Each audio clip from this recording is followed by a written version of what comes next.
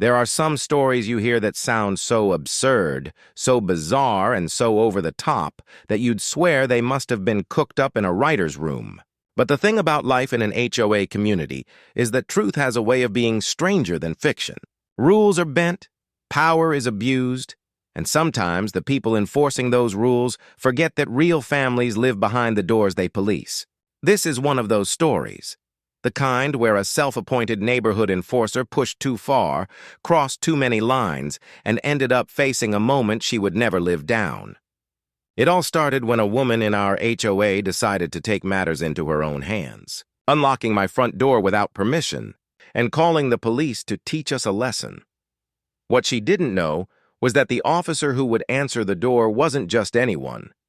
It was my wife, standing tall in full uniform, and that was the moment everything began to unravel. When you move into a neighborhood governed by a homeowners association, you accept a certain level of oversight. You know there will be rules, and you brace yourself for the possibility of fines or notices for something as small as the color of your mailbox or the height of your grass. For most people, it is an annoyance they learn to live with, a background hum of control that rarely escalates into anything life-altering. But every so often you find yourself living near someone who treats the HOA not as a guideline, but as a weapon. And that is where the real trouble begins.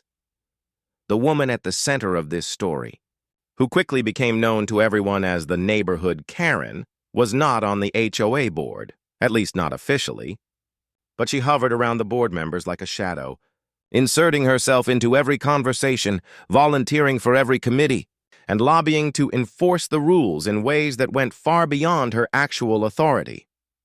She treated the HOA handbook like a sacred text, and she believed she was chosen to interpret it for everyone else. From the first week my wife and I moved into the neighborhood, her presence was impossible to ignore. She was there, scrutinizing our moving truck, taking photos of where we parked, and warning us about the standards of the community. For most new residents, this might have seemed like a helpful neighbor trying to guide them. But there was an edge to her words, a sharpness in her tone that made it clear she wasn't welcoming us. She was evaluating us, measuring whether we would bend to her sense of order. At first, we brushed it off. My wife's job as a police officer kept her busy, and I was occupied with work and setting up our home. We weren't interested in neighborhood politics. We followed the rules, kept the lawn tidy, and parked our car in the designated spots. But Karen didn't care about compliance. She cared about control. If she saw blinds left open too late at night, she claimed it disrupted the uniformity of the street. If a delivery truck idled for more than a few minutes, she snapped photos to document the violation. She wasn't just a neighbor. She was a self-appointed enforcer. What made it worse was her persistence. Many HOAs have a cycle of enforcement, with notices mailed after a formal review. But Karen skipped the paperwork and went straight to confrontation. She would march across lawns, tap on doors, and deliver her verdicts with a mix of condescension and false concern. To her, it wasn't enough to report a supposed violation. She wanted to witness the humiliation firsthand, to watch neighbors apologize and scramble to correct whatever imaginary problem she had conjured. This atmosphere of intimidation wasn't unique to us. Other neighbors told stories in hushed tones about the time she had berated a family for leaving Halloween decorations up one day, past the deadline, or when she had called animal control on someone whose dog barked for more than 3 minutes at a time. But there was something about us that seemed to draw her focus even more than usual. Perhaps it was because we didn't engage with her attempts at conversation. Perhaps it was because my wife carried herself with quiet authority that Karen couldn't challenge. Or maybe deep down, Karen simply needed an adversary, someone to project her frustrations onto. The first real escalation happened with something trivial: our trash cans. In our community, the rule was simple. Trash bins could be placed at the curb the evening before pickup and had to be removed by the evening after. We followed it exactly. Yet Karen began circling our property on pickup days, snapping photos and muttering to herself. One morning, we received an anonymous complaint notice claiming our bins had been out too early and created an eyesore. I checked our cameras and saw Karen walking by at 8:30 p.m. photographing the cans we had put out at 8:15, perfectly legal, perfectly within the rules. That was the moment I realized this wasn't about rules. It was about power. Over the next weeks, her behavior intensified. She loitered near our driveway, peering into our garage as if she were conducting an inspection. She jotted down notes in a small spiral notebook whenever we carried groceries inside. At one point, she even tried to measure the distance between our parked car and the curb, claiming we might be violating the HOA's vague rules about street access. Each time we ignored her, but ignoring her only emboldened her. The breaking point, or what I thought was the breaking point at the time, came on a warm Saturday afternoon. I had stepped outside to mow the lawn, and as I pulled the mower from the shed, I noticed Karen standing across the street with her arms folded, staring at me like a warden monitoring a prisoner. It was unnerving, but not unusual. What made this moment different was what happened next. She crossed the street, walked straight up to my front door, and began rattling the handle. For a split second, I thought maybe she was delivering a note or knocking, but no, she had a key in her hand. A key that she tried to insert into my lock. She jiggled it, twisted it, and when it didn't fit, she muttered something under her breath and tried again. I froze, mower still in my grip, heart pounding. There was no reason, no conceivable justification for her to have a key. And yet, here she was, attempting to unlock my front door in broad daylight, as though my home were hers to enter. The sound of metal scraping against the lock was sharp, invasive, and chilling. It felt less like a noise and more like a violation, a reminder that this woman wasn't just a nuisance. She was a threat. My instinct screamed to confront her, to demand answers, but I held back. Confrontation was exactly what she wanted, a chance to twist the narrative, to claim she was acting in some official capacity. When she realized the key didn't work, she stepped back, pulled out her phone, and began dialing with furious speed. Moments later, she was pacing the sidewalk, gesturing at my house, and clearly speaking to someone in authority. That was when it hit me. She wasn't just trying to enter my home.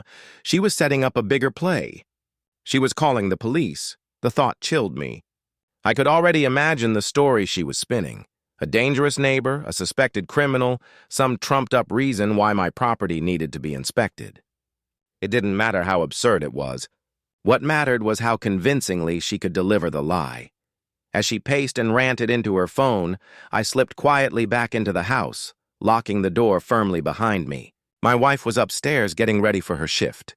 I debated whether to tell her immediately or wait until Karen had gone. But before I could decide, Karen marched up to my front door again, phone still pressed to her ear, and gestured wildly at the house as though pointing out a crime scene. And then she froze. Because when the door finally opened and it wasn't me standing there, it was my wife, in full uniform, badge gleaming, belt secured, every inch the picture of calm authority. The sight drained the color from Karen's face. Her words faltered, her arm dropped, and for the first time since we had moved in, she looked truly speechless. And that was just the beginning of what would spiral into the most unforgettable chapter of our lives in that neighborhood. Karen's stunned expression lingered at the doorway like a painting frozen in time. Her hand, which just seconds before had been pointing toward the house with self-righteous authority, now trembled slightly as she fumbled to keep her phone steady. The sight of my wife in full uniform had shattered her narrative before it could even take shape. She had expected to be the one presenting evidence, the one directing authority to a supposed problem. Instead, authority had opened the door and looked her squarely in the eye. It was a moment that should have silenced her entirely, but Karen was not built to retreat easily. She hesitated, swallowed, and attempted to recover her composure, though the panic in her eyes betrayed her. For someone who had built her identity on controlling her neighbors, losing control so suddenly was unbearable. My wife's calm posture only made it worse. She stood tall, hands resting lightly on her belt, radiating the kind of confidence that could not be argued with. Without saying a word, she embodied a challenge Karen could not surmount.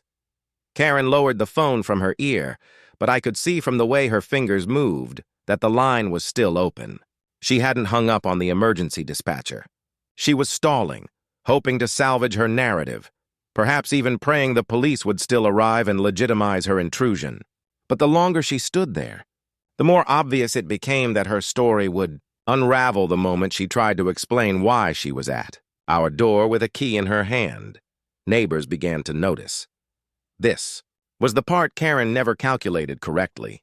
For years, she had thrived on the assumption that people were too afraid of embarrassment or retaliation to speak out against her. But in that moment, as she hovered at our front step with the unmistakable look of someone caught red-handed, blinds began to twitch, front doors cracked open, and curious eyes peered out from every angle of the street. The spectacle had drawn an audience, and there was no undoing it. My wife, still silent, let the weight of that audience press against Karen. Authority doesn't always need words. Sometimes presence alone is enough. It was a reversal so complete that even I, watching from the hallway, felt the shift in the air. Karen wasn't the enforcer anymore. She was the one being evaluated. Finally, the faint wail of sirens in the distance broke the silence. Karen's lips parted, and for a fleeting second her confidence flickered back. She thought the cavalry was arriving for her. But when the patrol car turned onto our street and slowed in front of our driveway, the scene became almost theatrical. The officers stepped out, greeted by the sight of one of their own already standing at the door, uniform crisp, expression steady. Karen's panic returned instantly. She stepped back, tried to explain herself with wild gestures, and pointed at the house with the desperation of someone who realized the narrative was slipping beyond repair. But the officers didn't rush to her side. They didn't even look at her first. Their eyes went straight to my wife, nodding in recognition, waiting for her to take the lead. It was a devastating blow to Karen's performance. She had imagined herself guiding officers into our home, presenting her fabricated grievances like evidence in a courtroom. Instead, she was left stammering at the curb while the real authority figure conferred quietly with her colleagues. The officers listened for a few moments, then approached Karen with the kind of detached professionalism that signaled skepticism. Whatever story she tried to weave, it was clear from their posture that they weren't buying it.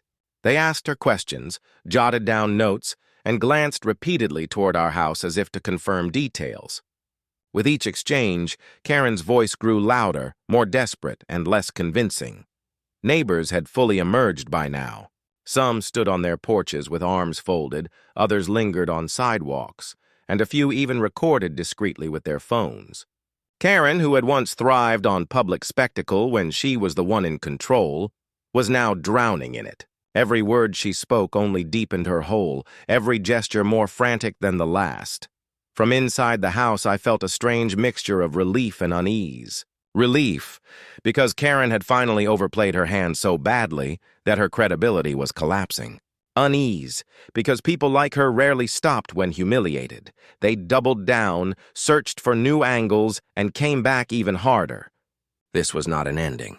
It was the opening act of something much bigger. After what felt like hours, but was likely only minutes, the officers dispersed. One walked Karen back across the street. Another spoke briefly with my wife at the door, and the third made a slow circle of the block as though to assure the gathering crowd that order had been restored. The show was over, at least officially. Neighbors drifted back into their homes, murmuring to each other with barely concealed amusement.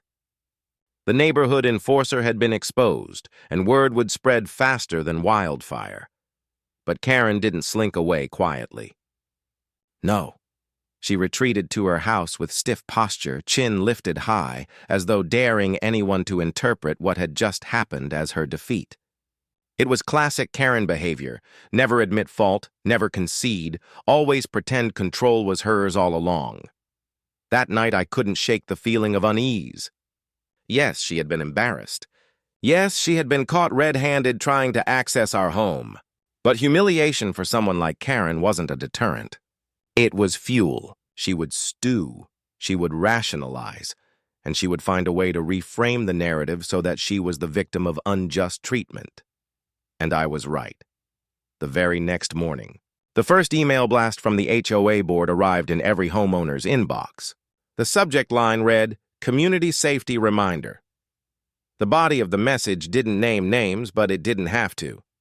It spoke of suspicious behavior, residents potentially violating safety protocols, and the need for vigilance in protecting community standards. It was written in that vague, passive-aggressive style that shielded the author from accountability while planting seeds of doubt about whoever they were targeting. It was obvious who had influenced it. Karen hadn't wasted a second.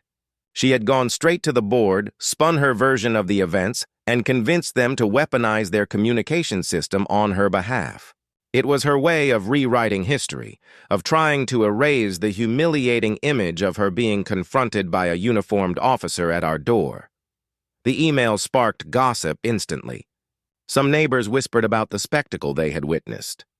Others, who hadn't seen it firsthand, wondered if we had really done something to attract police attention. That was Karen's strength. She didn't need everyone to believe her. She just needed enough people to doubt us. My wife, calm as ever, brushed it off. She had dealt with worse manipulations in her career, but I couldn't ignore the sinking feeling in my stomach. Karen wasn't finished. The key in her hand, the phone call, the HOA email, these were not isolated incidents. They were steps in a campaign, an obsession that had now locked onto us fully. What Karen didn't understand, however, was that every move she made only tightened the spotlight on her. She thought she was playing chess, orchestrating pieces on the board, but in reality, she was cornering herself. The more brazen her actions became, the harder it would be for her to maintain the illusion of authority. And as the days passed, it became clear she was preparing her next move. Karen's humiliation should have been the natural end of things. For most people, being caught trying to unlock a neighbor's door, then frozen in place when a uniformed police officer answered, would have been enough to stop. The embarrassment alone, amplified by the crowd of witnesses, the officers arriving, and the whispered gossip that rippled through the street, would have driven anyone else into quiet retreat. But Karen was not most people. For her, the sting of humiliation was intolerable. She needed to reclaim the narrative, to turn her public defeat into a private crusade. And that is when the real retaliation began. The first sign was subtle, almost laughable at first glance. A letter appeared in our mailbox, printed in official HOA letterhead, warning us about repeated violations regarding the condition of our lawn. The wording was stiff and bureaucratic, yet vague, failing to specify dates or details. It accused us of neglecting basic maintenance, suggested fines could be imposed, and urged us to correct these issues immediately. But here's the thing. Our lawn was immaculate. Freshly mowed, edged neatly, flower beds trimmed, everything well within community standards. There was no violation. Only Karen's fingerprints disguised in official stationery. It would have been easy to dismiss, but I knew better. This was the opening strike, her way of probing, testing whether we would bend under paper pressure where intimidation had failed.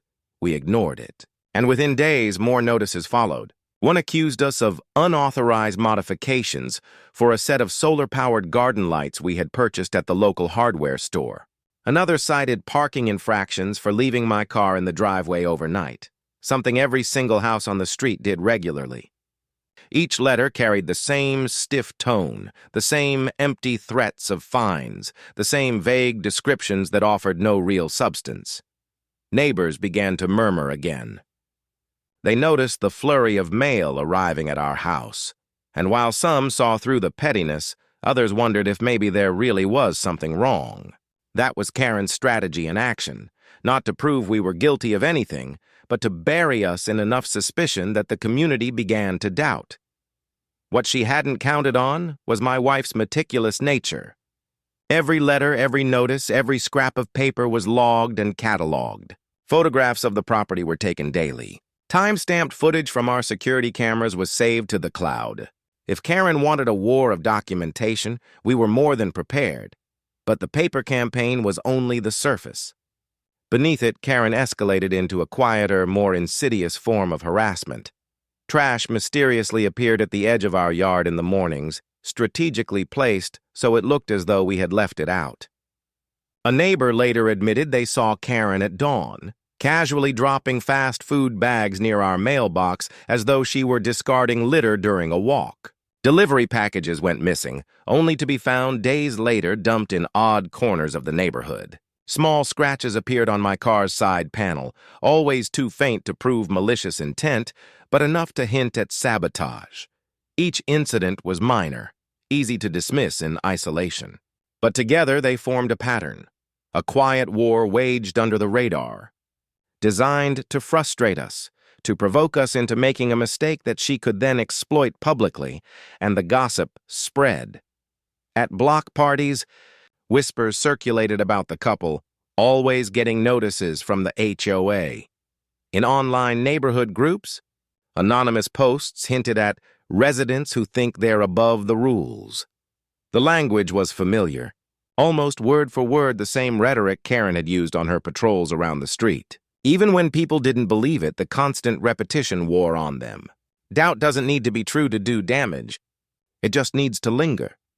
The pressure was relentless, and yet, strangely, Karen grew bolder. Perhaps it was because she felt her campaign was working. Perhaps it was because she believed the HOA board would shield her. Or perhaps deep down she was testing how far she could push before something snapped. That snap came one Friday evening. We were preparing for a quiet night at home. My wife was off duty, relaxing for once, and I was cooking dinner when the doorbell rang. On the porch sat another envelope, this one not from the HOA, but from the County Code Enforcement Office. Inside was a formal complaint alleging that we were operating an unauthorized business out of our home. It claimed we were bringing increased traffic and nuisance activity into the neighborhood. It was absurd. We had no business, no traffic. Nothing that could remotely justify the complaint. Yet the letter was real, filed through official channels requiring us to respond.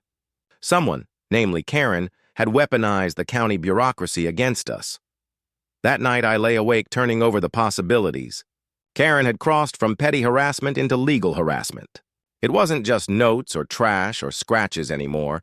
It was false reports that could tie us up in red tape, cost us money, even affect my wife's career if the allegations spiraled far enough.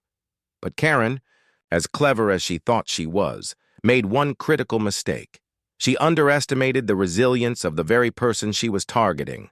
My wife didn't flinch. She filed a response with the county, attaching photographic evidence, time-stamped logs, and her own professional credentials. She laid out a clear, irrefutable timeline proving the complaint was fabricated.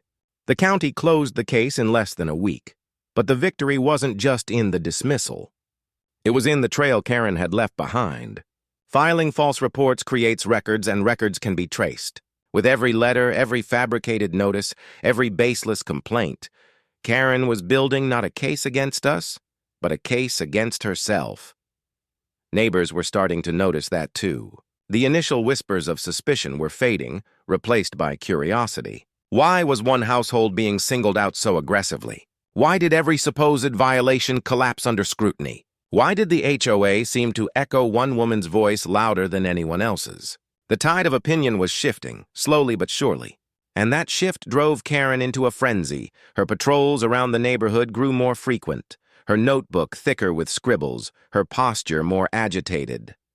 She lingered near our property at odd hours, sometimes muttering into her phone, other times simply staring as though daring us to confront her.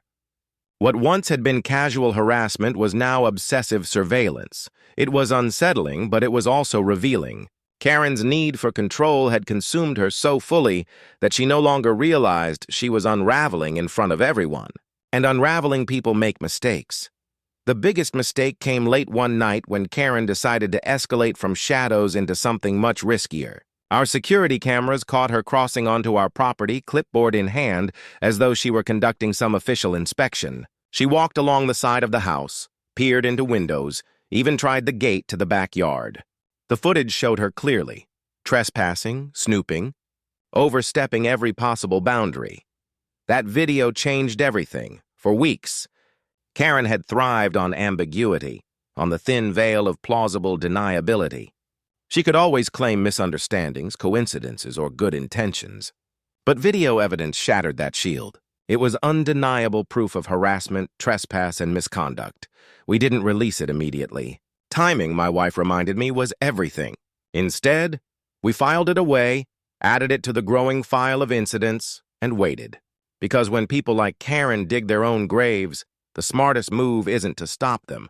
It's to hand them a bigger shovel, and Karen was still digging. The footage of Karen trespassing on our property sat like a loaded weapon in our hands. For weeks, she had thrived on ambiguity. Every accusation she made against us, every false report, every bit of harassment had been crafted so that, if challenged, she could retreat into denial. She was simply concerned, she would say. She was just looking out for the community.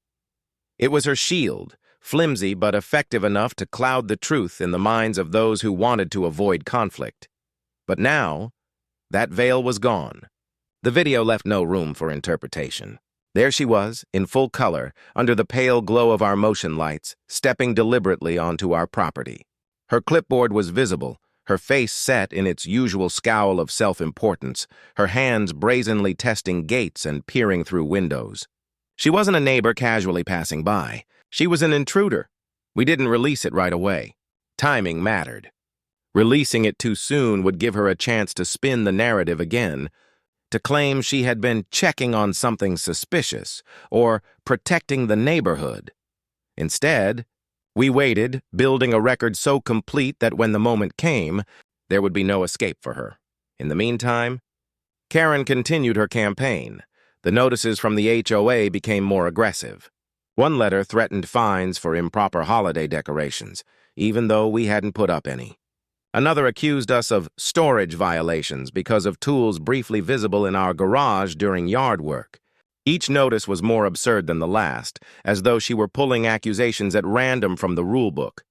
Neighbors began whispering again, but this time the tone was different. Where once they had speculated about what we might be doing wrong, now they wondered aloud why we were being targeted at all. Families who had endured Karen's petty surveillance in the past recognized the pattern immediately. She had chosen a new obsession, and she was burning all her energy trying to tear us down. The first real shift happened at a neighborhood gathering. It was one of those semi-regular HOA barbecues held in the small park near the community entrance. Karen arrived early, clipboard in hand as usual, and immediately began making rounds, checking on the setup as though she were running the event herself. For years, people had tolerated this, letting her bark orders about table placement and parking arrangements. But that day, something felt different. When we arrived, we noticed more than a few curious glances. Not hostile, curious. People wanted to know what we knew. They wanted to hear our side. The spectacle of Karen's humiliation when the police arrived at our house had not been forgotten, and the rumors of her endless complaints since then had only fanned the flames. Karen, of course, noticed the attention and tried to get ahead of it. She hovered nearby, intercepting conversations, loudly lamenting how some residents just don't respect the rules and how she always had to pick up the slack to keep the neighborhood safe. It was her usual performance, but this time it landed differently. Instead of nods of agreement, she was met with polite silence. Instead of support, she received sideways glances. People were growing tired. Tired of the constant drama, tired of the endless policing, tired of the way one woman seemed to dominate the narrative of an entire community. And that was when we knew the time had come. The following week, during the next HOA board meeting, we presented the footage. My wife and I attended in person, carrying a carefully prepared folder of documentation, every notice, every false report, every photo and log. At the climax of the presentation, we played the video.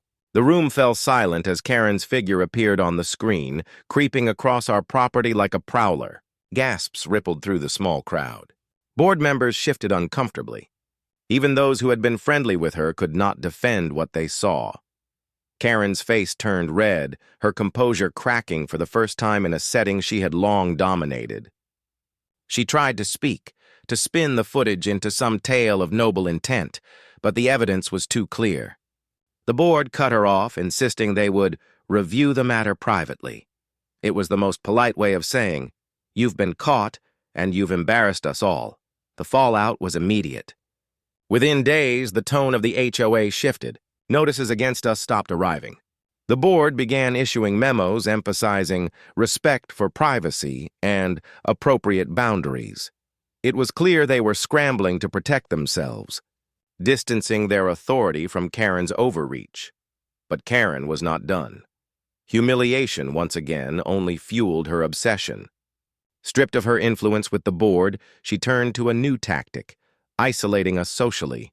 She whispered to neighbors that we were troublemakers, that we were vindictive, that we were trying to sue the HOA. She painted us as the villains, the ones disrupting the harmony of the neighborhood. For some, her words still carried weight. Old friendships die hard, and Karen had spent years weaving herself into the fabric of neighborhood gossip. A handful of residents kept their distance, uncertain whom to believe. But for the majority, the tide had turned. They had seen too much, heard too much, and experienced too much of Karen's tyranny themselves. The cracks in her control widened. Fewer people attended her informal patrols. Fewer responded to her long-winded emails. Some even began pushing back, politely but firmly, when she tried to issue commands. And yet, Karen clung to her identity as the self-appointed enforcer. The more her influence waned, the more desperate she became. Her patrols grew erratic. She began wandering the streets at night, flashlight in hand, jotting down notes in the dark as though she were still gathering evidence. Neighbors grew uneasy. Children whispered about the night watcher. The turning point came one evening when another neighbor, fed up with her antics, posted footage of Karen pacing in front of their house at 2 a.m., peering into cars with her flashlight. The post spread quickly through the neighborhood's online group. Comments piled up, residents venting frustrations they had long bottled up. The narrative flipped in real time. Karen was no longer the protector of the neighborhood. She was the menace. For the first time, Karen found herself on the defensive. She tried to respond in the group, insisting she was only doing her duty and that everyone should be grateful. But the replies were brutal. Residents pushed back, mocking her surveillance, questioning her authority and pointing out the absurdity of her behavior. Her reign of intimidation was crumbling. And yet, in her mind, she wasn't beaten, not yet. She had one final card to play, one last, desperate attempt to reassert her dominance. If she couldn't control the narrative through the HOA, if she couldn't intimidate us with notices or gossip, then she would escalate to something bigger, something riskier, something that could force us out of the neighborhood altogether. We didn't know it at the time, but Karen was preparing for her boldest move yet. The storm was still gathering, and when it finally broke, it would leave the entire neighborhood changed forever. For weeks after the board meeting, Karen drifted through the neighborhood like a storm cloud that refused to leave. Her humiliation at being caught on camera trespassing had shattered the image she had cultivated for years. No longer the self-styled guardian of the community, she was now whispered about as the problem, the meddler, the woman who had finally gone too far. But humiliation is not the same as defeat. Not for someone like Karen. If anything, the loss of control hardened her resolve. She could not stand the idea that the neighborhood she believed she ruled was slipping away from her grasp. She had been embarrassed, mocked, and called out publicly. To her, the only option left was escalation, something dramatic enough to reclaim the power she had lost. The signs were subtle at first. More late-night patrols, more muttering phone calls in the dark, more furious scribbling in her notebook. Neighbors noticed her pacing in front of their homes, her flashlight beam cutting across lawns like a searchlight. Some confronted her, demanding she stop. Others ignored her, hoping she would eventually burn herself out. But I recognized the look in her eyes when our paths crossed. This wasn't someone preparing to stop. This was someone preparing for war. The escalation began one Thursday morning when a knock at our door startled me before sunrise. Standing there were two county inspectors, clipboards in hand, claiming they had received complaints about unsafe conditions on our property. They cited supposed structural hazards, noise violations, and even allegations of unlicensed construction work. It was absurd. We hadn't done any renovations, and our property was in perfect condition. But the inspectors couldn't ignore the complaints. They had to check. As they toured the property, I felt the same cold anger I had felt weeks before when Karen tried to unlock our door. This was her again, pushing boundaries further, escalating from harassment and gossip to weaponizing the county itself against us. But this time, her plan backfired almost immediately. The inspectors found nothing and not a single issue. In fact, they commended the upkeep of our home, noting it was one of the best-maintained properties in the neighborhood. Their report not only cleared us of wrongdoing, but quietly undermined the credibility of whoever had filed the complaint. Karen must have sensed her plan was crumbling, because she didn't stop there. That weekend, as families gathered in their yards, police cruisers rolled slowly through the neighborhood. Not once, not twice, but 3 separate times, officers arrived at our house in response to calls of domestic disturbances. Each time, the calls were false. Each time, the officers arrived to find nothing but a quiet evening. Each time, Karen hovered just far enough away to watch, her eyes glinting with twisted satisfaction. It was swatting, though in a smaller suburban form. She was abusing emergency services to harass us, to paint us as unstable, to create the illusion of chaos where none existed. And the danger of it was terrifying. False reports waste resources, put real emergencies at risk, and, in the worst-case scenario, can endanger lives. But what Karen didn't expect was the strength of our defense. My wife, a police officer herself, handled each visit with professionalism. She explained the pattern of harassment, provided the officers with the growing file of evidence we had collected, and made sure every incident was documented in detail. The more Karen called, the more records accumulated. Not against us, but against her. Still, the toll was heavy. Nights were interrupted, dinners ruined, peace shattered. Neighbors watched the patrol cars with confusion, unsure whether to believe Karen's whispered claims or their own eyes. For many, this was the moment their patience with her truly broke. It wasn't just about us anymore. It was about the safety and peace of the entire neighborhood. And then came the breaking point. It was a warm Saturday evening when Karen launched her boldest move yet. Around sunset, as families barbecued and children played in yards, Karen staged her performance. She marched to the HOA clubhouse, unlocked the doors with a key she still had from a committee roll, and began pulling out paperwork. Within an hour, she had assembled what she claimed was an emergency meeting of the HOA, blasting messages through the neighborhood group and slipping flyers into mailboxes. The flyer accused us, by name this time, of being a danger to the community. It claimed we were harassing residents, intimidating board members, and bringing disrepute to the neighborhood.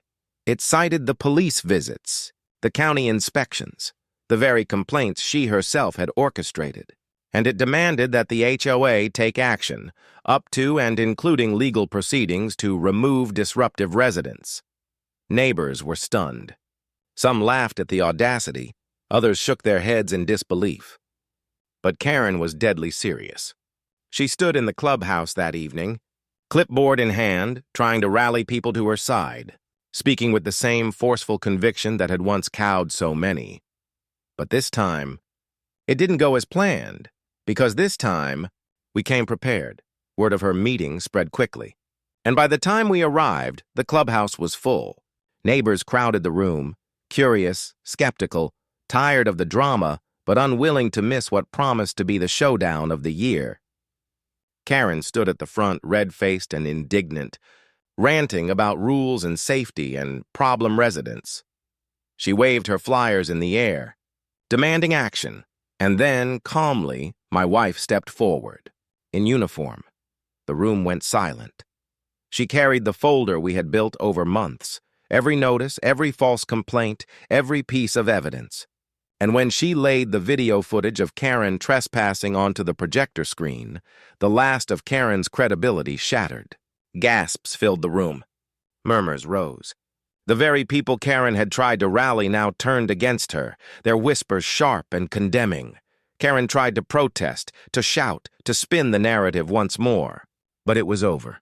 The board members, red-faced and embarrassed for ever letting her manipulate them, announced that she was being stripped of any volunteer positions and banned from entering HOA property without permission. They promised a review of her conduct, with potential legal action for trespass and harassment. Neighbors who once feared her now openly mocked her.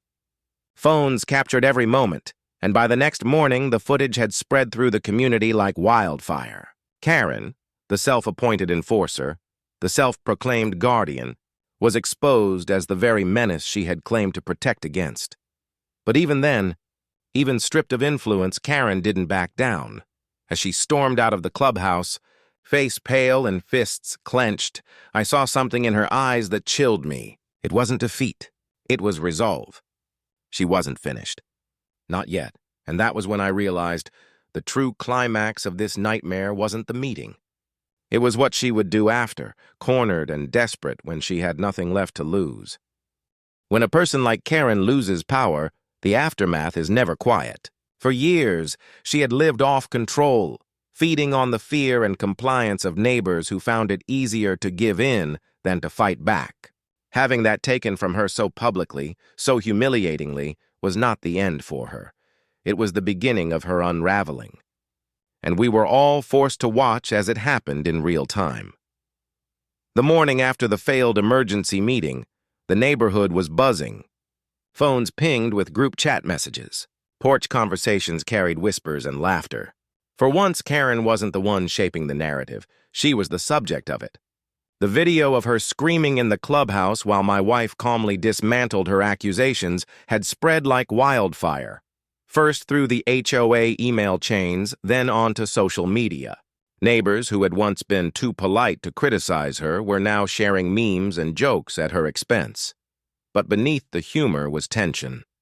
Everyone knew that Karen wouldn't take this humiliation lying down, and everyone feared what she might do next. The first sign came 2 nights later. At exactly midnight, motion-activated lights flared across the neighborhood. Several homes, including ours, caught the same shadowy figure moving along fences and driveways. It wasn't hard to guess who it was. Karen, stripped of her official influence, had decided to enforce her rules in secret. This time, though, neighbors didn't stay silent.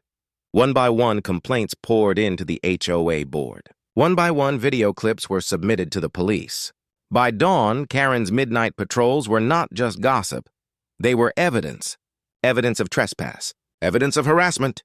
Evidence of a woman spiraling out of control. The police made their first formal visit that week. She answered the door with her usual smugness, insisting she was just keeping the neighborhood safe. But this time, the officers weren't there to humor her. They issued a warning. Step onto another person's property without permission again and charges would follow. Most people would have stopped there. Most people, faced with the weight of the law and the loss of their reputation, would have retreated. But Karen wasn't most people. Her final escalation came on a quiet Sunday morning. The sky was clear, the streets unusually calm, the kind of morning where you expect nothing more dramatic than the hum of lawn mowers and the clink of coffee mugs. My wife and I were on the porch, enjoying the rare peace, when the sound of shattering glass tore through the stillness. It came from our garage. Rushing inside, we found the window broken, shards scattered across the floor, and standing in the middle of our garage, clipboard in hand as if nothing were out of place, was Karen. She was rifling through storage boxes, muttering about evidence and violations. For a moment, time froze. The audacity of it, the sheer insanity, was almost beyond comprehension. She had crossed from harassment into outright breaking and entering, but before I could react, my wife did. Still in partial uniform from her early shift, she stepped forward with the authority of her badge and her voice steady as steel. This time, there were no polite warnings, no attempts to reason. This time, she was the officer and Karen was the criminal. Karen froze. The realization hit her like a thunderclap. For all her posturing about calling the cops, here she was, caught red-handed by the one officer she had never been able to intimidate. The arrest was swift. Backup arrived within minutes, neighbors gathering in stunned silence as Karen, the self-appointed enforcer of the HOA, was led away in handcuffs from the very street she had claimed to protect. The same porch lights she once used to spy on others now illuminated her downfall. Phones captured every second, and by the end of the day, the images had spread through every corner of the neighborhood and beyond. Her charges were serious: trespassing, vandalism, harassment, and resisting when she first tried to argue her way out of it. The HOA board, embarrassed by how long they had enabled her, moved quickly to distance themselves, issuing a public statement condemning her actions and promising reforms to prevent abuse of power in the future. The neighborhood, once divided by fear of her scrutiny, began to heal. Without Karen's constant surveillance, families felt freer. Children played without being shushed. Homeowners planted what they wanted in their yards, and the once quiet resentment toward the HOA transformed into a cautious optimism. As for us, life slowly returned to normal. The endless knocks, the false reports, the constant watching, all of it stopped overnight. Our home, once a battleground for Karen's obsession, became just a home again. But the memory lingered. The image of her standing in our garage, clipboard shaking in her hands, was burned into my mind. It was the perfect symbol of her downfall, a woman so obsessed with control that she destroyed herself trying to keep it. Months later, Karen's house went up for sale. The once proud enforcer of the neighborhood had become its most infamous resident, unable to endure the glares and whispers that followed her every step. She moved quietly, without farewell, her departure marked only by the empty driveway and the "for sale" sign swaying in the wind. And just like that, the storm passed. The story became neighborhood legend, retold at barbecues and HOA meetings, a cautionary tale about power, obsession, and the dangers of taking rules too far. New residents heard it within weeks of moving in, often with the same incredulous reaction. "She really unlocked your door? She really called the cops? She really broke into your garage?" "Yes, she really did." And every time I tell it, I end with the same thought. Some people think HOAs exist to keep neighborhoods safe and orderly. But in the wrong hands, that power can twist into something dangerous, something invasive, something that strips away the very peace it's meant to protect. Karen thought she was the guardian of our community. But in the end, she became its greatest threat, and her downfall was written not by the rules she tried to enforce, but by the one rule she could never escape. When you cross a line into someone else's home, you don't just lose your power, you lose everything, and that is exactly what happened to her. If you enjoyed this story, don't forget to hit the like button, share it with your friends, and subscribe for more amazing stories. Your support helps us bring you even more exciting content.